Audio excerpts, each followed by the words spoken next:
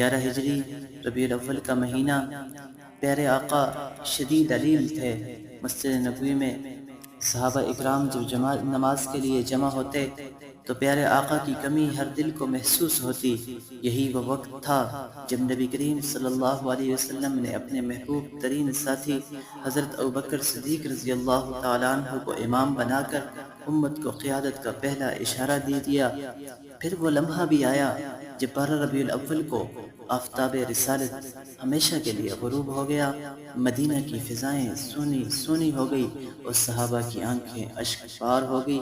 حضرت عمر جیسے جری صحابی بھی غم سے نڈھال ہو گئے، لیکن حضرت ابوبکر صدیق رضی اللہ تعالیٰ عنہ نے پوری امت کو صبر و حوصلے کا درس دیا اور یہ خطبہ دیا، جو محمد کی عبادت کرتا تھا وہ جان لے کہ محمد وفات پا چکے، اور جو اللہ کی عبادت کرتا تھا تو اللہ ہمیشہ